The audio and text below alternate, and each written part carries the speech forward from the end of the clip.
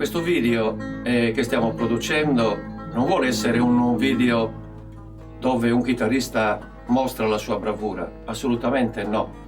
Chi vuole ascoltare veramente chi è bravo nell'accompagnamento ad arpeggio per quanto riguarda il canto logudorese è meglio che ascolti le registrazioni di Adolfo Marella, il più grande chitarrista di tutti i tempi nel mondo del nostro canto logudorese, ma e dei suoi allievi, in particolare Giannicola Biosa, ultimamente Pietro Nieto e Bacchisio Masia. Senz'altro ce ne sono tanti altri, ma dico io in questo momento non ricordo il nome.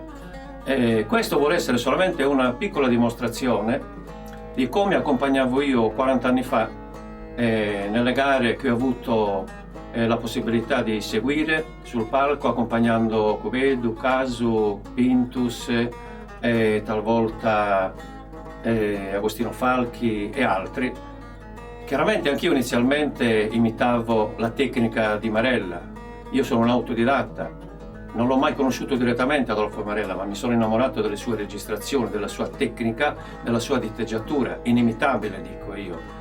E piano piano, col passare del tempo, ho aggiunto, diciamo, il mio stile, uno stile personale, come deve essere, come un chitarrista deve avere. Io ho la mia personalità, gli altri hanno la loro. Marella è unico, ha un tocco incredibile, mi ha sempre appassionato. Quindi quello che vedrete oggi è solamente un invito per i ragazzi, per quei giovani che si vogliono avvicinare all'accompagnamento del canto logudorese a chitarra, che ormai sta quasi per non sentirsi più, purtroppo.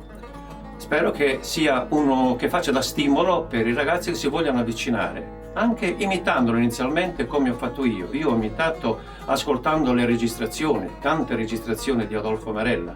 Ho capito la tecnica, ne ho acquisito in parte quella tecnica, ma poi ho accompagnato dandogli qualcosa di mio. Ecco. Quindi auguri per tutti quei ragazzi che vorrebbero iniziare questa attività e speriamo siano in tanti.